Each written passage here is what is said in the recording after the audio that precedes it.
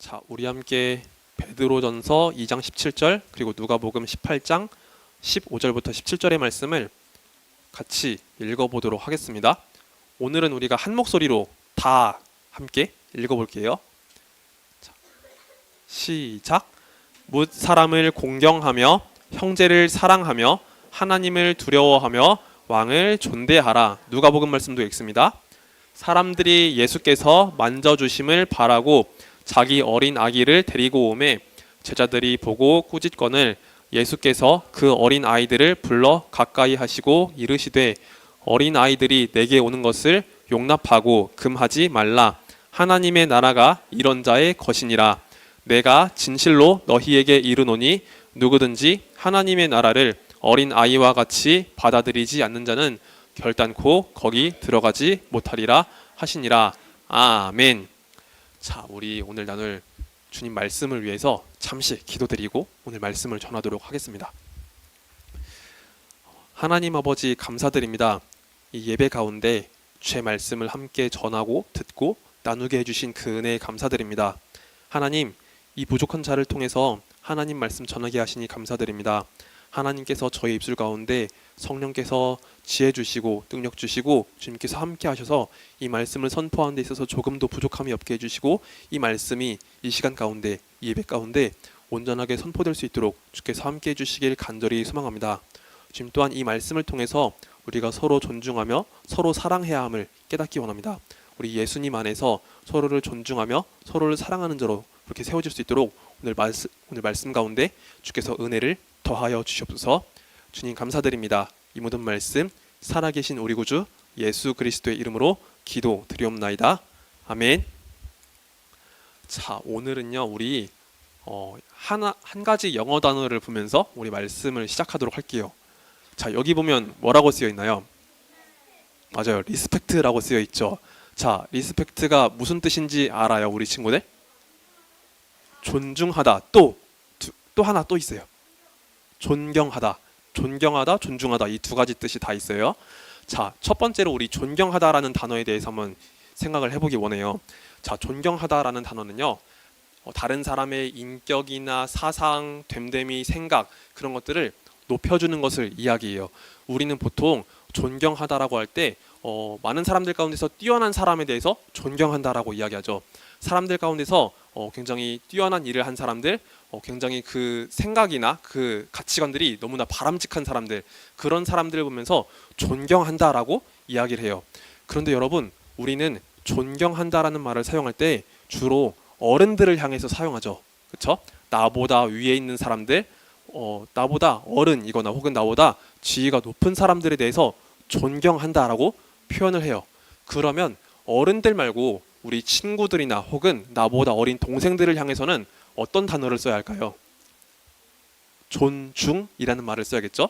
존경하다는 나보다 높은 상대에 대해서 써야 되는 말이니까 우리는 나랑 동등한 친구나 혹은 나보다 어린 친구들에 대해서 존중한다라는 말을 써야 할 거예요. 존중하다라는 단어는요, 그 대상을 높이고 그 사람을 귀히 여긴다라는 뜻을 갖고 있어요. 그 사람이 나랑 똑같은 사람일지라도, 그 사람이 나보다 낮은 사람일지라도 그를 존중하고 그들을 귀히 여겨주는 것을 존중하다라고 이야기를 하고 있습니다. 자, 우리 하나바이블 말씀을 통해서 하나님의 성품 그리고 예수님을 믿는 우리가 가져야 하는 이 마음에 대해서 나누고 있는데, 우리 오늘은요 존중에 대해서 함께 살펴보기를 원해요. 자, 우리 화면을 보면서 존중의 의미에 대해서 다시 한번 우리 같이 읽겠습니다. 시작. 어떤 대상을 높이고 중요하게 여기는 자세. 맞아요. 존중은요, 내 옆에 있는 친구들 혹은 내 주위에 있는 내 동생들도 그를 높일 수 있고 중요하게 여기는 그 마음을 이야기하는 거예요. 자, 그런데 우리 친구들은요, 내 옆에 있는 친구나 동생들에 대해서 잘 존중하고 있나요? 어떤 것 같아요? 내가 막내인 친구들은 좀 이게 실감이 안 날 수 있는데, 내가 첫째다, 내 밑에 동생이 있다는 친구들은 어때요? 내 동생들을 잘 존중하고 있는 것 같아요? 참 쉽지 않죠? 어려운 부분이 있는 것 같아요. 맞아요. 나보다 어린 친구들 혹은 나보다 조금 부족한 친구들을 보면은요, 그런 부분들이 내 눈에 보이거든요. 우리 친구들에 있어서 조금 어린 부분들, 조금 맞지 않는 부분들이 보이다 보니까 존중하는 게 쉽지 않을 수 있어요. 그렇지만 우리가 예수님을 믿는 믿음 안에서 서로 존중해야 한다는 것을 오늘 말씀을 통해서 한번 다시 생각해 보기 원합니다. 자, 우리 말씀의 내용으로 더 깊이 들어가 보도록 할게요. 자, 여기 보면은 편지를 쓰고 있는 한 사람이 있죠. 그쵸? 자, 이 사람은 누구일까요? 맞아요. 베드로예요. 여러분, 베드로는요, 어떤 사람이었어요? 예수님의 제자였고, 제자들 중에서 수제자라고 불렸죠. 자, 예수님을 가장 적극적으로 따라갔던 사람이 바로 베드로였어요. 예수님께서 가시는 곳에 베드로는 계속 항상 따라가려고 했던, 그리고 가장 열심히 주님을 쫓으려고 했던 그런 사람이 바로 베드로였어요.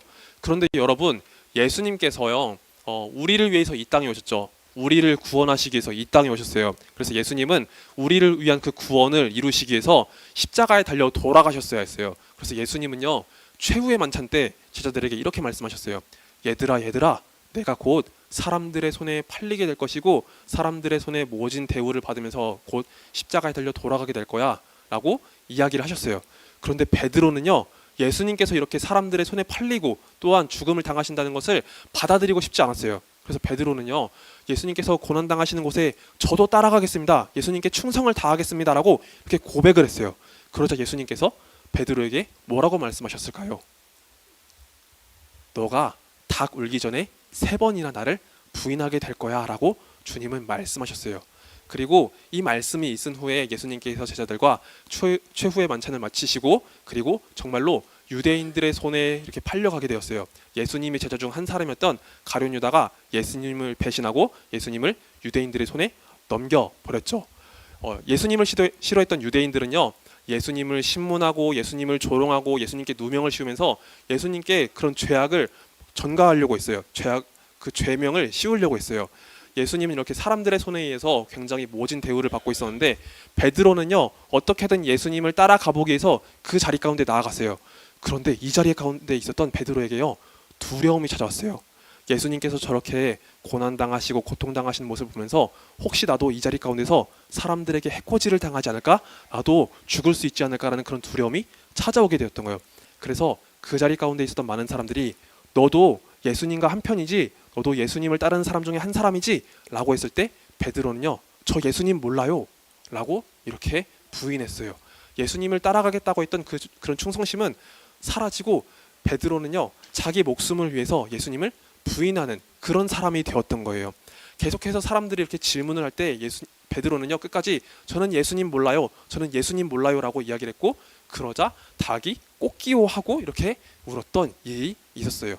예수님의 말씀처럼 베드로가 예수님을 그렇게 부인하게 되었고 결국 닭이 울었던 그런 사건이 있었던 것이죠. 자, 베드로는요, 이렇게 자신이 예수님을 향해 가졌던 그런 충성심, 그런 마음을 모두 다 저버리고 예수님을 부인하는 그런 사람이 되었고, 그리고 결국 예수님은요, 십자가에 달려 돌아가셨어요. 이때 베드로의 마음은 어땠을까요? 예수님을 따라가겠다고 한 그 마음을 저버린 자기 자신을 발견하게 되었을 거예요.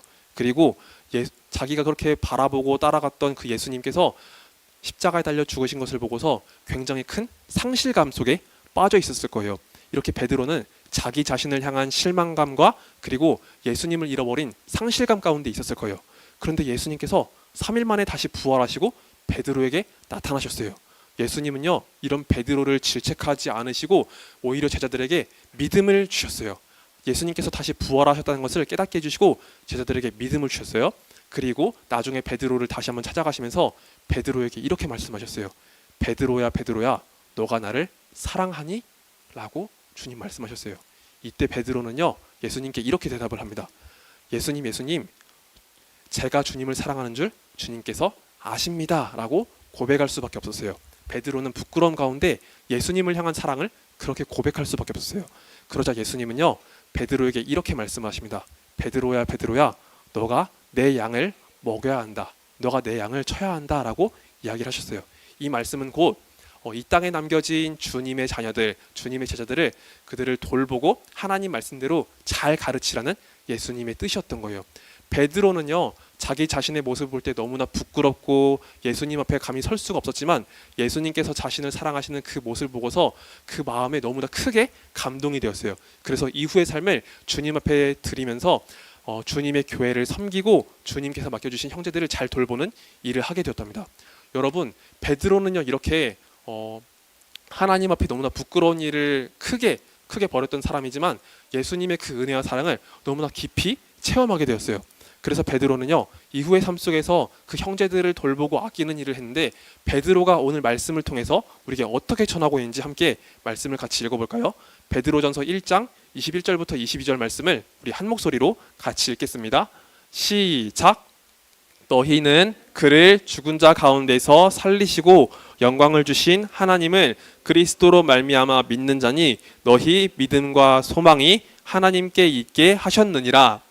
너희가 진리를 순종함으로 너희 영혼을 깨끗하게 하여 거짓이 없이 형제를 사랑하기에 이르렀으니 마음으로 뜨겁게 서로 사랑하라. 아멘. 자, 여기 파란색 글씨를 보면은요, 베드로가 우리에게 전하는 메시지가 있죠. 베드로가 하나님의 뜻을 담아서 우리에게 전하는 주님 말씀이 있어요. 베드로는요, 우리가 형제를 사랑하기에 이르렀으니 마음으로 뜨겁게 서로 사랑하라 라고 전하고 있어요. 베드로는요, 주님께서 맡겨주신 형제 자매를요, 정말 우리가 뜨겁게 서로 사랑해야 된다라고 말씀을 전하고 있는 거예요. 베드로가 이처럼 형제 사랑에 대해서 강조할 수 있었던 이유는요, 바로 예수님의 사랑 때문이에요. 베드로 자신이 누구보다도 예수님의 그 큰 사랑을 받은 사람이었어요. 누구보다도 예수님의 그 큰 은혜를 받은 사람이었어요. 그렇기 때문에 주님께서 맡겨주신 이 형제자매를 사랑해야 되는 것을 누구보다 잘 알고 있었던 거예요. 그래서 베드로는요, 이 땅에 남겨진 교회를 향해서, 우리들을 향해서 그 마음으로, 예수님의 마음을 담아서 우리가 형제를 사랑해야 된다라고 전하고 있었던 거예요. 그런데 여러분, 자, 잠시만 우리 주목해 줄까요? 여러분, 베드로가 이처럼 형제 사랑에 대해서 강조하고 있었지만 사실 베드로는요, 우리 주변에 있었던 그런 연약한 자들, 어린 사람들, 이런 사람들을 잘 사랑하지 못했던 사람이에요. 자, 우리 친구들처럼 어린 친구들에 대해서 조금은 멸시했던 그런 사람 중에 한 사람이었어요. 자, 우리 누가복음의 말씀을 한번 같이 살펴보기 원해요. 자, 여기 그림을 보면은요, 어떤 모습이 나와 있나요? 어떤 그림이 나와 있나요? 가장 먼저 예수님께서 계시죠? 그리고 예수님 주변에 누가 있죠? 아이들이 있죠. 맞아요. 그리고 아이들 주변에 또 누가 있죠? 어른들이 있어요. 자, 그리고 그 어른들 옆에 이 장면을 물끄러미 이렇게 쳐다보고 있는 사람들이 있죠. 자, 이 사람들은 누구일까요? 제자들. 맞아요. 제자들이에요. 여러분, 예수님께서 이 땅에 계시는 동안에 하나님 말씀을 전하시고 가르쳐 주시고 병자들을 고쳐 주시고 수많은 기적을 행하셨다는 그 모든 일들이 온 땅에 이곳저곳에 퍼졌어요. 그래서 사람들이 예수님의 소식을 듣고서 예수님께 찾아왔어요. 그리고 아이들을 데리고 있었던 부모님들은요, 그 아이들이 예수님께 나아가고 예수님께 기도받기를 원하는 마음으로서 그 아이들을 주님께 데려왔어요. 그런데 제자들은요, 이 상황 가운데서 어떤 마음으로 있는 것 같아요? 이들을 반겨주고 환영하고 있는 것 같나요? 그렇지 않죠. 이 상황을 그냥 이렇게 쳐다보고 있어요. 이 제자들은요, 이 상황을 탐탁치 않게 여기고 있는 거예요. 여러분, 이 당시의 상황으로 볼 때요, 아이들은 사실 대접을 받는 위치에 있지 않았어요. 아이들은 성숙하지 못하고 온전하지 못하다는 그런 취급을 받았던 사회였어요. 오늘날에는 그래도 우리 어린이들을 잘 대해주고 섬겨주려고 하는 이런 분위기가 있지만, 그렇지만 예수님께서 계셨을 이 당시는요, 아이들은 오히려 제대로 존중받지 못하고 제대로 인정받지 못하는 그런 사회였던 거예요. 성인 남성들은 열심히 일을 하고 돈 벌고 먹을 것을 가져오는 그런 사람이었지만 아이들은 그런 기여를 하지 못한다는 이유만으로서 제대로 대접받지 못했던 시대가 바로 이 시대였던 거예요. 그래서 제자들도요, 마찬가지로 그 시대 속에서 아이들을 제대로 존중하지 못하고 받아들이지 못하는 그런 모습을 보여주었어요. 하지만 예수님의 생각은 달랐어요.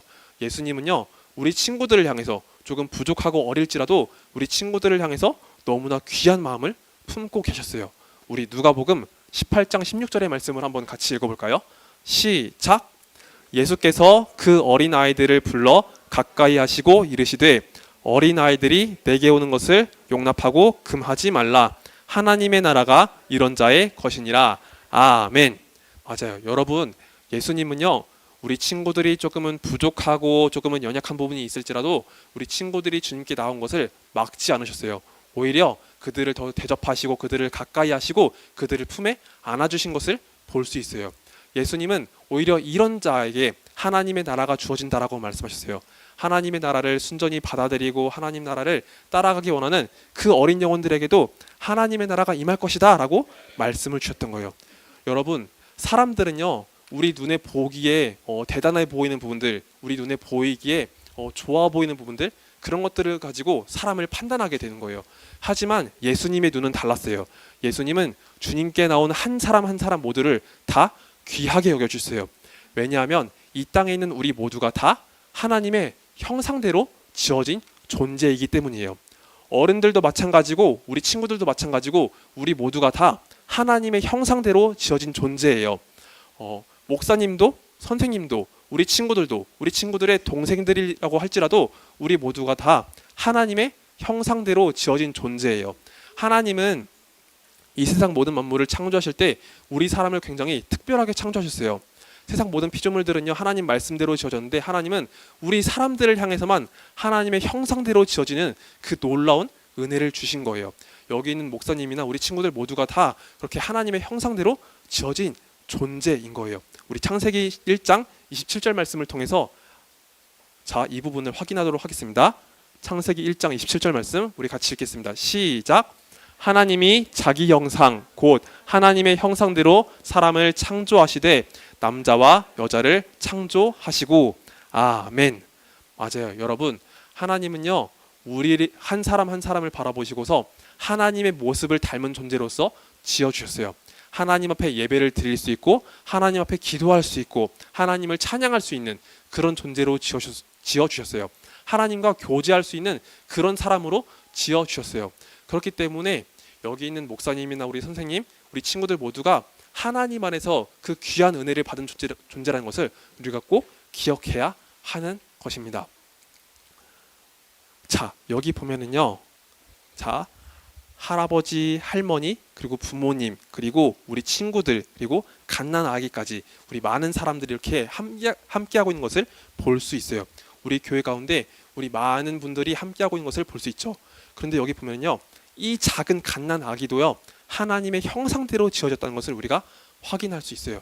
그렇다면 여러분, 우리가 서로가 서로를 대할 때 어떤 마음으로 대해야 될까요? 우리 모두를 바라보면서 우리 모두가 다 하나님의 사랑을 받은 존재라는 것을 우리가 꼭 알아야 돼요. 그리고 작고 연약한 친구일지라도 그 친구들 한 사람 한 사람 모두가 다 하나님의 형상대로 지어진 존재라는 것을 우리가 꼭 기억해야 돼요. 때로는 부족하고 연약하고 어린 모습이 있을지라도 그 친구들 모두가 하나님의 놀라운 사랑을 받은 존재이고 하나님의 형상을 따라서 지어진 존재라는 것을 기억하면서 우리가 서로 존중하는 것이 마땅합니다. 그렇기 때문에 여러분, 우리에게 있어서 때로는 서로 맞지 않고 좀 다툼이 있고 그런 부분이 있을 수도 있지만 하나님께서 우리에게 주신 그 사랑을 따라서 하나님께서 주신 그 은혜를 따라서 우리가 서로를 귀히 여기고 존중할 수 있는 그런 초등부가 되기를 예수님의 이름으로 소망합니다. 자, 말씀 맺고 기도드릴게요. 자, 우리 두 손 모아서 같이 기도합시다. 우리 두 손 모아서 같이 기도할게요. 하나님 아버지, 감사드립니다. 우리가 오늘 말씀을 통해서 서로 사랑하고 존중해야 함을 살펴보았습니다. 하나님, 우리 주변 가운데 우리 친구들 또는 우리 친구들의 동생들, 이렇게 많은 친구들이 함께 하고 있습니다. 하나님, 우리 가운데 때로는 부족하고 연약한 모습들, 때로는 어리숙한 모습들이 보일 수 있겠지만 그렇지만 우리가 하나님의 시선으로 서로를 사랑하고 존중할 수 있도록 주께서 은혜를 내려주시옵소서. 예수님께서 우리를 사랑하시는 그 마음으로 서로 사랑하게 해주시고 하나님께서 우리를 그렇게 존중하고 아껴주신 그 마음으로서 우리가 서로를 살피고 우리가 서로를 존중할 수 있도록 주께서 함께 해주시길 간절히 소망합니다. 그래서 우리 초등부를 통해서 주님께서 기뻐하시는 그 아름다운 모습들이 많이 맺혀질 수 있도록 주께서 함께하여 주시옵소서. 주님 감사드립니다. 이 모든 말씀 살아계신 우리 구주 예수 그리스도의 이름으로 기도드리옵나이다. 아멘. 자, 우리 함께 주기도문으로 예배를 마치도록 하겠습니다. 함께 주기도문 드립니다. 하늘에 계신 우리 아버지여, 이름이 거룩히 여김을 받으시오며 나라의 마옵시며 뜻이 하늘에서 이루어진 것 같이 땅에서도 이루어지이다. 오늘날 우리에게 일용할 양식을 주시옵고 우리가 우리에게 죄 지은 자를 사하여 준 것 같이 우리의 죄를 사하여 주시옵고 우리를 시험에 들게 하지 마시옵고 다만 악에서 구하옵소서. 대개 나라와 권세와 영광이 아버지께 영원히 있사옵나이다. 아멘.